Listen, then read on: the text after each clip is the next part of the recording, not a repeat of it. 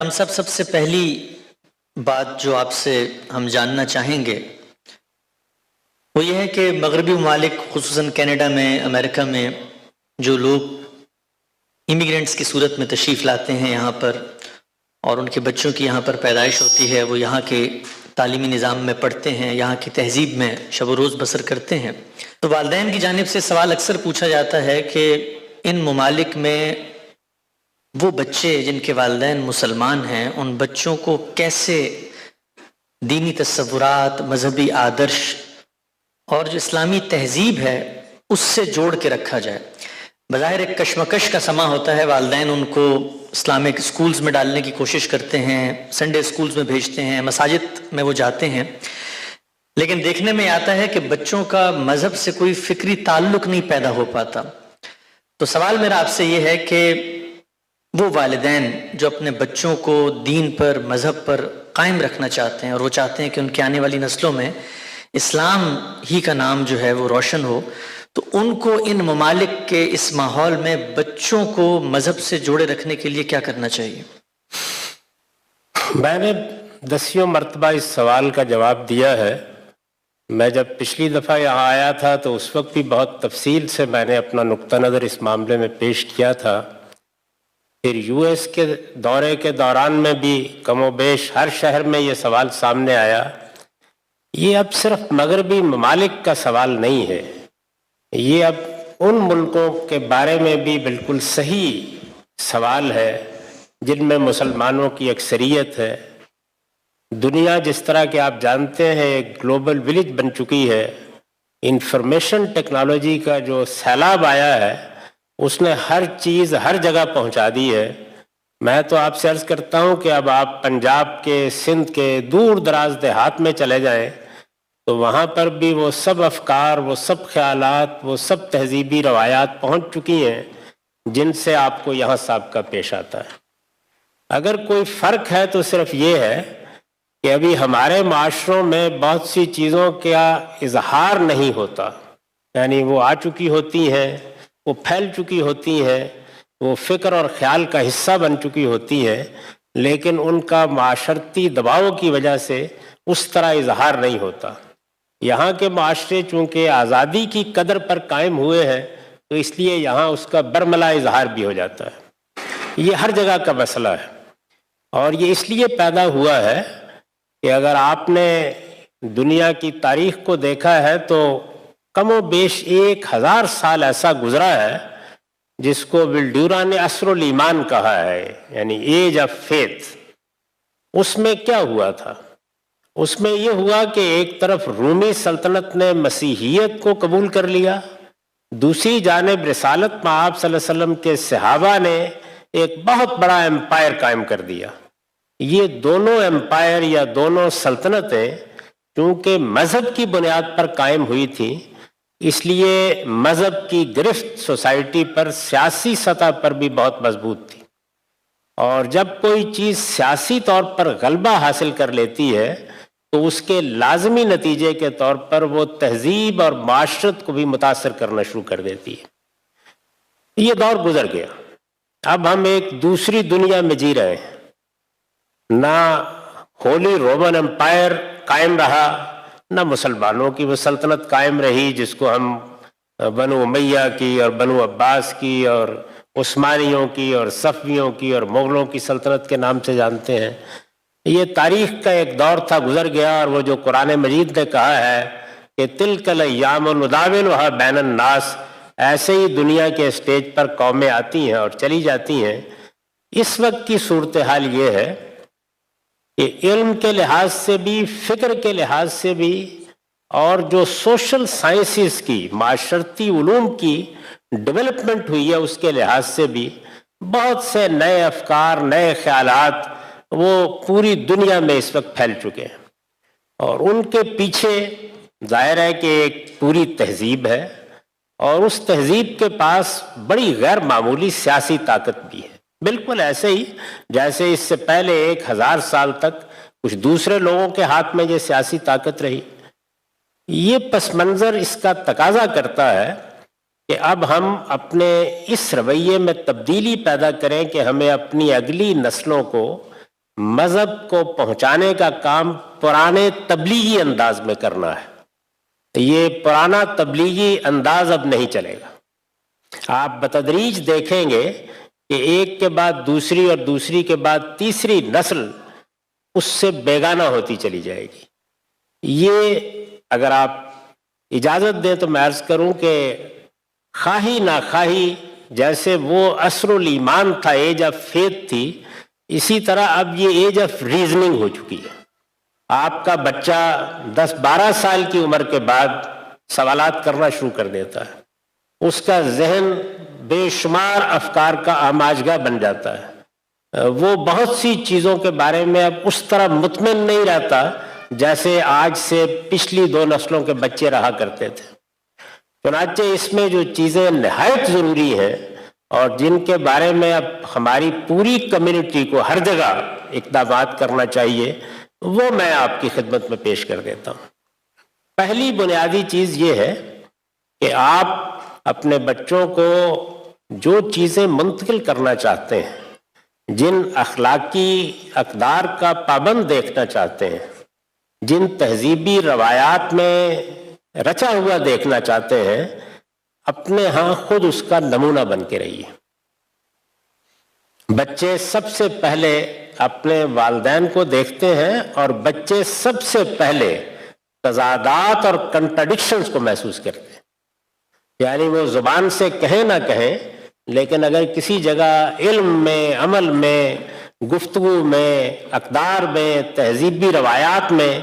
کنٹرڈکشنز ہوں گی، تضادات ہوں گے، تو سب سے پہلے بچہ اس کو محسوس کر لیتا ہے۔ چنانچہ یہ ضروری ہے کہ ہم میں سے ہر شخص اب اپنی یہ ذمہ داری محسوس کرے کہ وہ اگر اپنی تہذیب کی اور اپنی روایات کی اور اپنے مذہب کی اور اپنے کلچر کی کچھ چیزوں کو آگے منتقل کرنا چاہتا ہے، تو پھر خود اس کا اپنا یقین اس پر ایسا ہونا چاہیے کہ وہ اس کا بہترین نمونہ ہو، خلوت میں بھی، جلوت میں بھی، گھر میں بھی، باہر بھی، منڈی میں بھی، کاروبار میں بھی۔ جس درجے میں آپ اپنی زندگی میں ان اقدار کا نمونہ بنیں گے، اسی درجے میں آپ اپنے بچوں سے بھی توقع کر سکتے ہیں کہ وہ شاید متوجہ ہو جائیں گے۔ تو پہلی بنیادی چیز جو میں نے ہمیشہ کہی ہے، وہی اس سوال کے جواب میں بھی آپ کی خدمت میں عرض کر رہا ہوں۔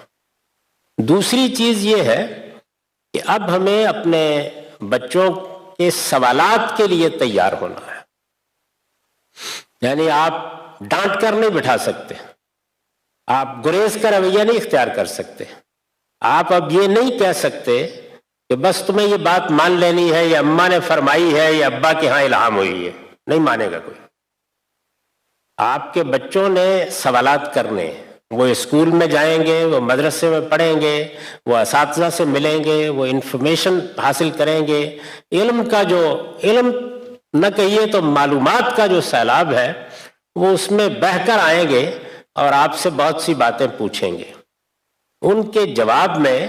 استدلال کا رویہ اختیار کرنا چاہیے، ریزننگ کا رویہ اختیار کرنا چاہیے۔ یعنی آپ اب فتوے کے انداز میں بات نہیں کر سکتے۔ اگر آپ ان کو یہ کہیں گے کہ ایک بڑا سا لفظ بول دیں گے یہ حرام ہے، یہ بول دیں گے یہ مندوب ہے، یہ مستحب ہے، یہ مکروہ ہے، تو یہ اس کے لیے گویا سر کے اوپر سے گزر جانے والی اصطلاحات اور ٹرمینالوجی ہوگی۔ وہ آپ سے یہ چاہے گا کہ آپ اسے بتائیں کہ جس چیز کو آپ روک رہے ہیں اس کی علمی، فکری، عقلی بنیادیں کیا ہیں،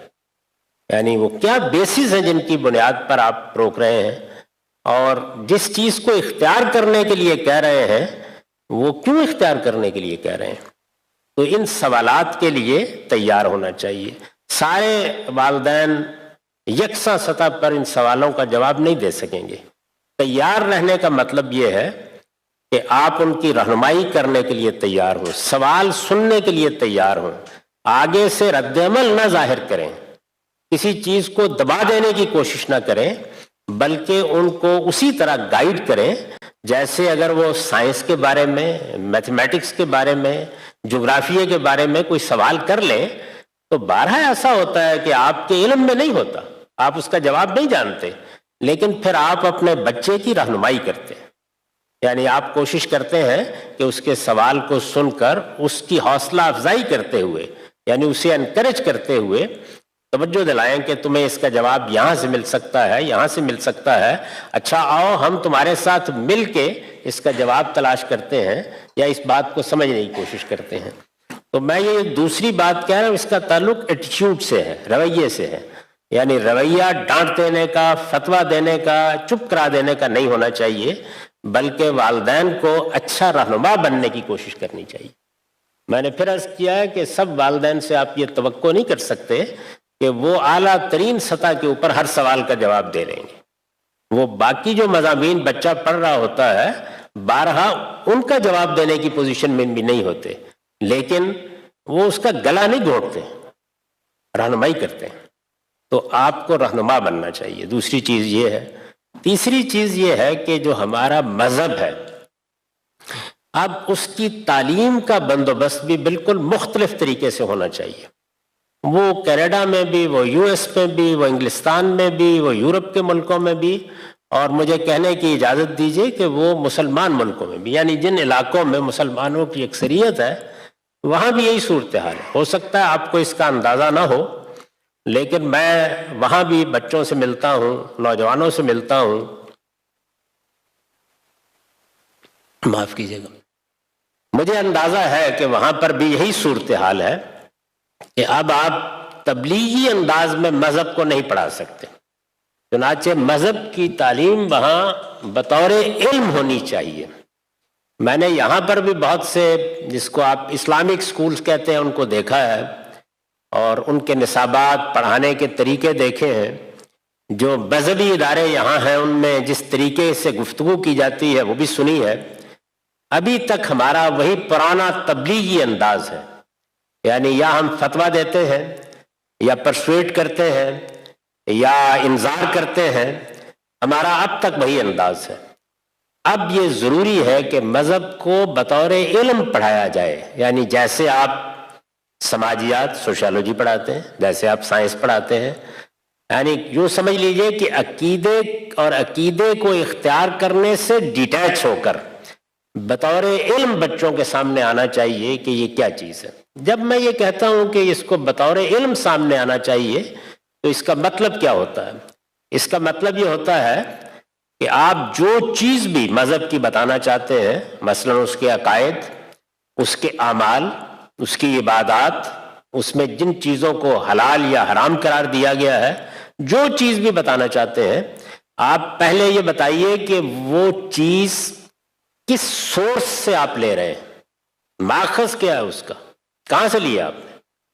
اس کے بعد یہ بتائیے کہ وہ چیز جہاں سے لی گئی ہے کیا اس کی ایک ہی انٹرپریٹیشن ہے؟ اگر 2 ہے تو 2، 3 ہے تو 3، 4 ہے تو 4، بغیر کسی تعصب کے دلائل کے ساتھ سامنے رکھ دیجئے، اور پھر یہ بتائیے کہ یہ جو حکم دیا گیا ہے یا ہدایت کی گئی ہے یا کسی چیز کو ماننے کے لیے کہا گیا ہے، اس کی علمی اور عقلی بنیادیں کیا ہیں۔ ظاہر ہے کہ دونوں طرح کے افکار خارج میں موجود ہیں۔ فلسفہ بہت سے مراحل سے گزر کر سقراط و افلاطون کے بعد اب پوسٹ ماڈرنزم میں داخل ہو چکا ہے، اور بڑی حد تک اب سائنس کی بیساکھیوں کے ساتھ آگے بڑھتا ہے۔ جو صوفیانہ مذاہب دنیا میں موجود ہیں وہ بھی بڑی حد تک اپنی پریزنٹیشن یا پیشکش کو جدید کر چکے ہیں۔ تو اس کے پورے تناظر میں رکھ کے آپ کو یہ بتانا ہے کہ انبیاء کے دین میں یہ بات کس بنیاد پر کہی گئی ہے، اس کا استدلال اور اس کی ریزننگ کیا ہے، اور یہ کس طریقے سے سمجھی یا مانی جاتی ہے، اس کے دنیوی نتائج کیا ہیں، اس کے اخروی نتائج کیا ہیں۔ تو جب آپ اس طریقے سے مذہب کو پڑھائیں گے تو پھر وہ علم کے طور پر ان کے سامنے آئے گا، یعنی پہلے ہی مرحلے میں کسی ذہنی دباؤ کے بغیر کہ ان کو مان لینا ہے اور ان کو قبول کر لینا ہے، اور نہیں مانیں گے تو اس کا یہ نتیجہ نکل آئے گا یا وہ نکل آئے گا، اس سے بالاتر ہو کر بطور علم وہ اس کو سمجھیں گے۔ جب یہ مرحلہ گزر جائے گا تب آپ توقع کر سکتے ہیں کہ اس دور میں کون قرآن مجید کے الفاظ میں دلیل پر جیتا ہے اور کون دلیلی کی بنیاد پر اپنی موت کا سامان کرتا ہے۔ اس سے بچانے والی تو اللہ ہی کی ذات ہے، ہدایت بھی وہی دیتا ہے، لیکن طریقے میں یہ تبدیلیاں ناگزیر ہیں۔ اس کے بغیر آپ آئندہ نسلوں کو دین سے وابستہ رکھنے میں کامیاب نہیں ہو سکتے۔ تو یہ چند مختصر باتیں ہیں، ظاہر ہے کہ اس طرح کی مجالس میں بہت تفصیل کرنا ممکن نہیں ہوتا، آپ نے پوچھا ہے تو میں نے دہرا دی۔